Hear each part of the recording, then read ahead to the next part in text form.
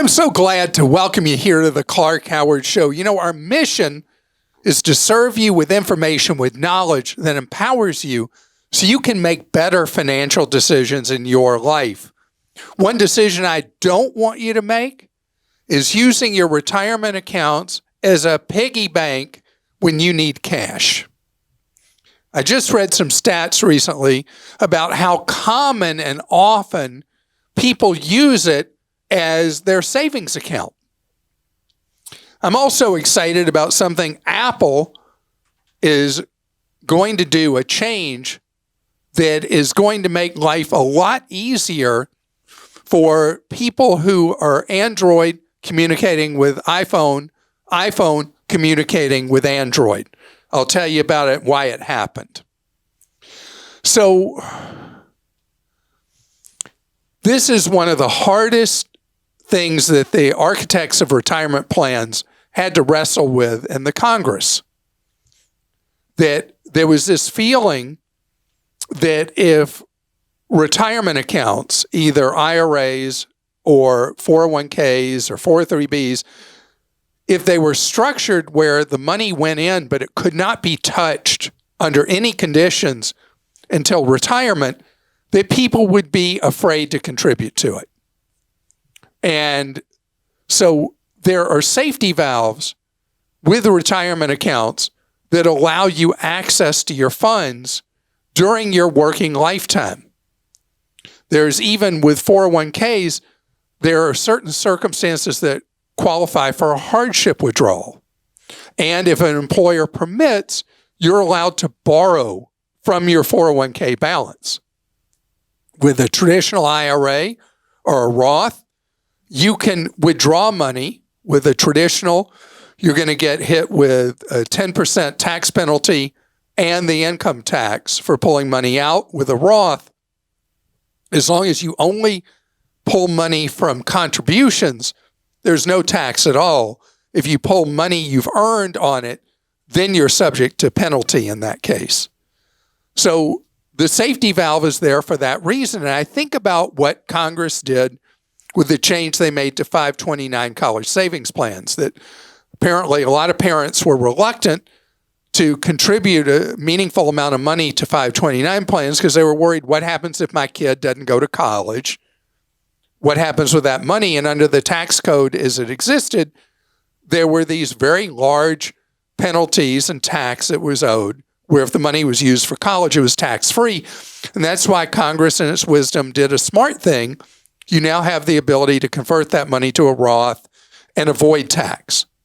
And so this thing creates this big dilemma in my mind, because I get it, that if the Congress had been a benevolent dictator and said, once you contribute money to a retirement plan, you can't access it till your legal retirement age, which Congress has designated as 59 and a half, that then money would go in and it would grow. But then the danger would be that people might be reluctant to put the money in because of the what ifs. So I am completely conflicted about this, but then really upset to tell you that new data from Fidelity Investments finds that 1 in 6 people have outstanding loans right now on their 401ks. That's not even the percent that have done loans in the past. That's just right at this moment. 1 in 6 people have loans. And it's pitched that you're borrowing from yourself and you're paying yourself back. But that's not accurate, because when you look at the long-term play of stock-type investments, and a lot of this money is in targeted retirement funds, and your money overwhelmingly is in stock-type choices, that the gains you'll have over the years are so meaningful that pulling money out periodically and loans from the plan significantly reduces the amount of money you'll have in retirement. And I get it, because there can be circumstances where your financial house is burning down and you need the money to put the fire out. And that's why sometimes people borrow from 401ks. Other times, It's lifestyle. So if I could draw any line here, it would be that if there's a situation where your finances are dire, you're going to have your house foreclosed on, you're going to have your car repossessed, something like that, borrowing from your 401k, I get it. On the other hand, a lot of times people borrow from a 401k because they got into credit card debt. Bad idea. Bad idea. Because historically, anytime somebody does any kind of new borrowing for credit card debt, what happens is that the typical person in 18 months has charged the credit cards back up and now has done the alternate borrowing like from a 401k. So anytime it's something that I would put in the difficult financial situation, but not a pending disaster like losing the roof over your head or losing the wheels you need to get to work and to take your kids to school or whatever, that would be the exception where doing a borrowing from a 401k, I can see that. But other things, it's very hard for me to see circumstances where it would make sense to do so, because the purpose of putting money in the 401k, putting money in the IRA, putting money in the sometimes really crummy 403b plans, sometimes okay, is the whole idea is to create financial security later in life, and you don't want to erode that security with a current borrow from your 401k. Christa? Charlene in California wrote in. She said, I wanted to give feedback about Uni by ePass. Oh, boy. On a recent trip to Florida, I used my Uni in a rental car. On the last day, a Sunday, I returned my rental at 4:45 a.m., disabled the Uni transponder on the app, and removed it from the rental. I thought this would have been the end of my toll charges. However, to my horror, I noticed the toll charges continued to accrue on my account. When I called ePass customer service, they said that in order to disconnect the transponder from the rental, I needed to replace the rental license plate number with my personal car's plate number. Otherwise, charges would continue to accrue. I told them I didn't have a personal car. They said in that case, the only way to remove the rental's license plate from my account would have been to call them. But they aren't even open on Sundays when I return my rental car. They've refused to credit me the charges and have also said I need to pay off my balance in order to use the Uni again. Please warn your listeners about this unscrupulous business practice. Charlene, gosh, I can't believe what a great product the transponder is.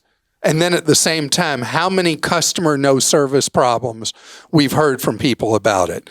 This is done by a quasi-governmental authority in the state of Florida. It is a multi-state toll reader that works, I think, in about 18, 20 states, and is an enormous benefit to rental car customers, except for all the problems. I mean, do we go more than 2 weeks without hearing another complaint about this toll pass? I mean, it's pretty common.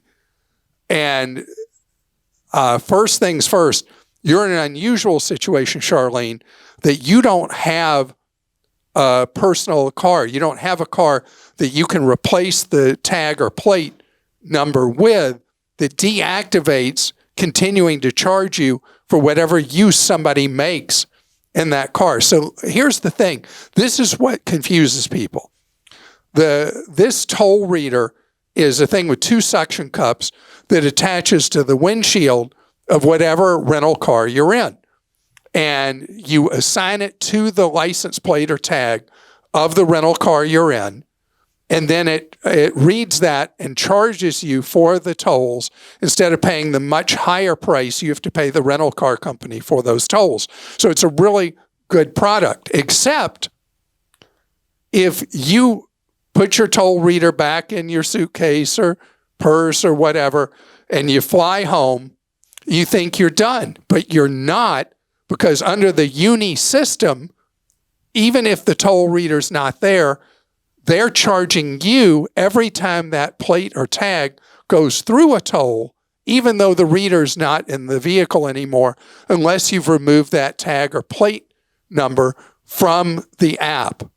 It is a complete problem with it, and I feel like I should rescind my recommendation of having this toll reader. But before we do that, I think we should call the toll authority. I think it's called the East-West Central Expressway Toll Authority or something. I'll help you find who it is we talk to their media spokesperson, because we're just hearing too many problems with this. And it was a good solution to a problem, and obviously comes with its own set of problems. And telling you just lose the money is a non-answer answer and is abusive to you. Brian in Ohio says, my 18-year-old daughter just got a job at a retail store. She's currently a full-time college student and got the job to help pay for college. Her employer routinely keeps her 1 to 2 hours past her scheduled shift. I understand that there may be things that need to be done after the scheduled time, but this employer is taking advantage of its employees. Is there someone I can report this to? So, Brian, the reporting is if your daughter's not being paid for the extra hour or two. If your daughter's being paid, it is routine in retail that people are held past their scheduled shift hours. It happens all the time with mandatory overtime. And if she's not being paid, if she's a college student in the state of Ohio, the Ohio State Labor Department would have a wage and hour department. The feds have one as well. And she would file complaints there, because if she's not being paid, that is against the law. If she is being paid and the employer is being abusive by keeping her too many hours, there's so many jobs in retail and other things right now, she should just go find another job, might even pay more per hour if she's got experience now, and look for another place to work. So the whole test here, whether it's a governmental thing, is, are they paying her? And if they're paying for the hours, then it's just a situation where she feels abused. That's why she goes to look for another job. But if it's off the clock additional hours, whole different thing. Coming up ahead, we're going to talk about Apple, and not whether you like a Macintosh or a Delicious, Red Delicious, or whatever. We're going to talk about that company, Apple, the world's most valuable company, and something they're doing that they shouldn't have been doing, and they got caught, and they're not going to do it anymore. I'll tell you what it is and how it might benefit you. Apple has had a very promotional Christmas this year. I mean, they've been playing Santa Claus, which they usually don't. This Christmas season, Apple's had deal after deal after deal on MacBooks, on iPhones, on tablets, the iPads, and the AirPods have all repeatedly been on sale, which is a big change, because Apple used to hold very much to retail, required third parties that sold its products to hold to retail. But Apple is in a different business now. Apple is in what's known as the network effect business. Everything is about getting Apple devices in people's hands, and that once they're in their hands, that they can then sell them various services and have this as a way, like the iCloud, have this as a way to make ongoing subscription revenue. But it starts with getting the devices, the hardware, in people's hands. That's why there's been such a change in Apple's marketing strategy. If you're a longtime iPhone user, you remember where Apple would have one iPhone they sold at a time. That was it. One version, one phone, you used it, and that was the end of the story. And then Apple realized Samsung had a better strategy with phones. Samsung outsells Apple worldwide, not in the United States. And Samsung has always had this thing where the idea is to get people into Samsung's orbit. And they sold Samsung phones at all different capabilities and price levels, down to phones under $100 to phones that are $2,000 and everywhere in between. And Apple now does that And then the biggest change is Apple now discounts. So this is great news for you if you live in the Apple orbit. Apple also did something with what's known as the walled garden. You know, the blue dot, green dot thing? That's about if you're in a group chat and you're trying to participate with an Android, it does not work. The functionality declines. If you're just sending to one person, the messages will go. But if you're part of a group chat and you're the oddball who has an Android, you're like behind an impenetrable wall. And Christa, you found this repeatedly as part of the tennis league you're in. Is that right? I'm on a neighborhood tennis team, and every single person on this team is Apple except me. I have the only Android, and they were trying to add me to the list after, and they couldn't do it. Like, you can't add somebody into the chat later. So I had to have someone else sending me the messages because I didn't get any of the text messages. They have to start a whole new group, and I suggested WhatsApp, but they said maybe next season. Yeah, right. They're not going to have to worry about it next season because there were internal documents that the European Union got a hold of that violated European law, where Apple was all these internal communications, that they were making it difficult for people with Androids to be able to communicate with people on iPhones. And you should see, if you send a picture or video from somebody, particularly a video from Apple to Android or Android to iPhone, it's unrecognizable. It gets so compressed. It's and crazy. They did it just on purpose. And when Tim Cook was asked about this at a speech, this guy said, well, my mom has trouble receiving my messages. And he said, buy her an iPhone. Well, turned out that it was all part of this master plan by Apple to try to force people to iPhones. The European Union said, no, you're not doing that. And so starting, I don't know if it's going to start January 1 or sometime in January, you're going to be able, iPhone communicate with Android people. Android people are going to be able to communicate with iPhone. One big happy family is Apple is adopting the world standard, and communications will work just fine. You're still going to be blue dot. You're still going to be a green dot instead of a blue dot, but it'll actually go. I remember a funny thing. A young dentist was telling me that he was on a Samsung Ultra something, and he said it was really hurting his dating life. That there were so many women who wouldn't go out with him because he was popping up as a green dot. Okay, well, that's a good way of weaving out people that you wouldn't want to date anyway. That's I don't know. He went and got an iPhone, and he misses his Samsung. And He said his dating life improved.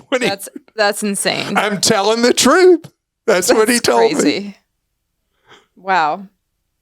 So of all the things to reject someone for. But anyway, it's good. It's like peace on earth and harmony that Android and iPhone are actually going to work together in the new year. And it's funny, this Hatfields and McCoy thing with Samsung. Do you know Apple is one of Samsung's biggest customers? Really? I did not know that. Apple buys all kinds of technology from Samsung. Wow. And then at retail, fights them tooth and nail. That's hilarious. Yeah. I mean, the technology world is an interesting world. But anyway, it's good to see that you will no longer be ostracized. I'm not going to miss a match. That's right. You're going to show up to your tennis match, and you were the most competitive athlete I've ever met. No. Not necessarily the top of the athletic food chain, but you were the most competitive athlete I've ever met. No. And Is there ever an athletic event that you don't fight to win to the last second? Well, what are you supposed to do? What are you talking about? All right, we'll go to questions. Kevin in Pennsylvania says, last week I had an incident. My riding mower caught on fire. And when I was trying to put the fire out for the nearby cornfield, I lost my breath and felt like I was going to pass out. The ambulance showed up to check me out. I recovered without going to the hospital. The ambulance service just sent me a $600 bill, and it states in the letter that it's not covered by insurance. Any suggestions on how I should proceed with this $600 bill? So first of all, Kevin, do not automatically assume that the ambulance is not covered by your insurance, at least in part. This is a problem, and we've addressed it before on the podcast. I did so in my TV work as well, that the ambulance market is a complete Wild West in the country. It is a terrible problem because you don't call an ambulance service with an app and decide which ambulance service you're going to use based on how much money it says it's going to be for them to show up. It's just a complete unknown. The insurers are at war with the ambulance service bills, and the one who's getting squeezed every time is you, the customer, in this case, patient customer, same thing. And so a couple of things with ambulances. First, the retail amount they're telling you owe is subject to negotiation. The power you have is until you paid. Second, if you do have insurance, make sure it really is accurate that they do not cover ambulance charges at all. Yeah, can I also say I just got an ambulance bill from my father, and it said insurance paid $0 on there. But I called them, and they never got the insurance information because it was an ambulance situation. So I gave them the insurance information, and then they filed it, and it was paid. So it could be as simple as that. So know that this is an ongoing battle royale. And what I talked about recently about this is how often Ubers and Lyfts have become the alternative to ambulances because so many people have heard these horror stories about these very large ambulance bills. And so they're taking a risk just getting transport to the hospital instead of having trained medical personnel attending to you first. That's why some jurisdictions, ambulance service is a government taxpayer-supported thing. Others, it's a private marketplace. And it's hard no matter how this plays. There's a cost for that ambulance service coming with professionals who attended to you, decided you didn't need to be transported, and your condition was okay. On the other hand, what I worry about is next time something happens to you, it could be a matter of your life on the line, that those first responders from the ambulance company might save your life, but you don't call them because of what happened this time with the bill for the calls following the lawnmower catching on fire. And I wonder, how often does a lawnmower catch on fire? Gosh. It's a pretty scary thing, particularly with the cornfield next door. Yeah. Okay. Cindy in Florida says, I went out to eat on vacation out of state. I gave the waiter tip money in cash and put $0 on the tip line. I got home and checked my credit card and the waiter added a tip. Should I start writing no tip instead of $0? Someone said to take a picture of your receipt after you sign it so you'll have proof. I also read someone writes out the amount at the bottom on a check where they sign on the receipt. I will be calling the place and ask to speak to the manager about the tip, and I may call the credit card company too. How many people check their credit card statements against their receipts after they get home? Probably not many. I wonder how many people this waiter has done this to.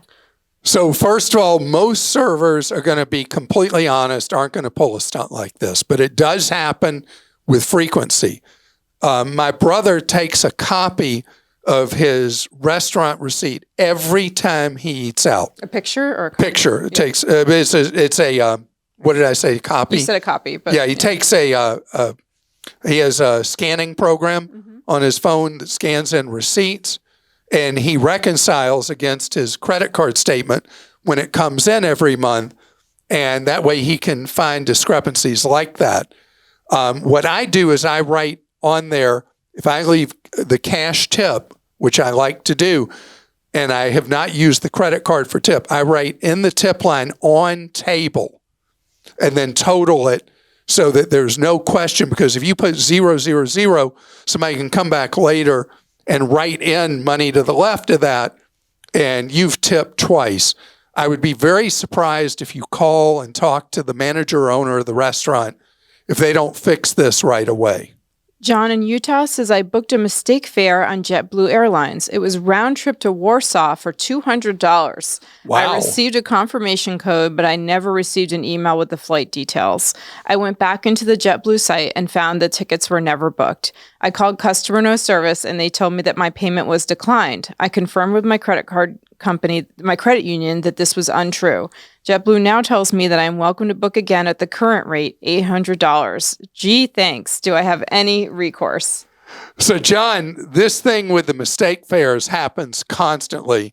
JetBlue doesn't even fly to Warsaw, so it would have been a joint venture flight of some kind.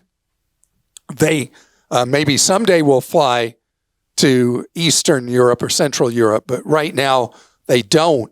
And so with mistake fares, airlines are allowed to say, oops, and not honor the fare, or they can.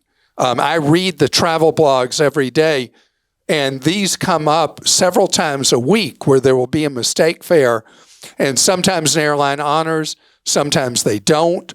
There was an Asian airline, and I forget which one, that recently made a mistake, and the fare, I think, was 1 cent.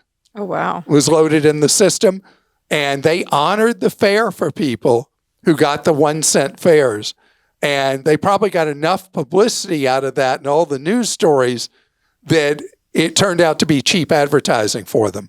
But JetBlue should have just said, instead of saying your card was declined, should have said, we don't honor that mistake fare. And they would have been within their rights to do so. And it's unfortunate. This has been a problem for the airline industry for 40 years. There have been mistake fares, and the airlines have still not figured out exactly what to do when there is a mistake fare. Have you ever taken a mistake fare? Yes. I think we've gone a mistake fare for the staff trip before. I remember we did an American Airlines deal years ago where we took the whole staff to Albuquerque, New Mexico for $68 round trip from the East Coast, and then Hawaii for $182 round trip from the East Coast on United. Both were mistake fares. I remember I booked a mistake fare like through Delta. It was Korean Air flight. Do you remember this? It was like business class for like It was nothing. 1,000 round trip. Yeah, I remember. And I was waiting, praying I'd get the confirmation, but it didn't come, and it was a mistake fare. But they actually gave me some Sky Miles for that, which was some Sky pennies? Yeah, very kind of them. Wow, that's great. Yeah, so that actually worked out for you. They gave you a consolation prize when they didn't honor the fare. Mm-hmm. Okay. Well, thank you so much for joining us today. I wish I could tell you that JetBlue had to fly you to Warsaw for $200, but it's their choice in that case, as with any airline with these mistake fares. Sometimes the fares are so cheap, and they meant to make them that cheap, and then you're flying at a great deal, but unfortunately not this time. And I want to tell you, we have 5 days now till Christmas, 5 days. And that's 5 days for you to continue to help out with our 33rd year of Clark's Christmas Kids, where we take care of the wishes of children in foster care.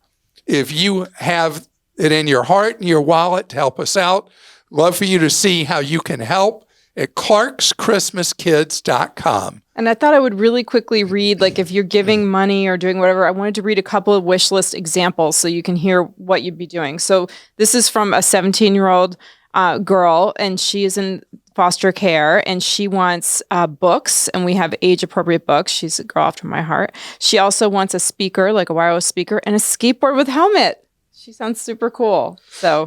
So just to tell you, none of the kids ask for helmets. Yeah, we just make require they wear and then have a helmet, even if they don't wear it, that they have one. And I see another list for a 3-year-old girl who wants dolls, a dollhouse, and Lego Duplo blocks. And these kids, when they're children in foster care, when they go home to home and they move many times in a year, They go with one trash bag with their possessions. I mean, they have a tough time. And if you can help them out, I'd really appreciate it. Thank you so much and have a great day.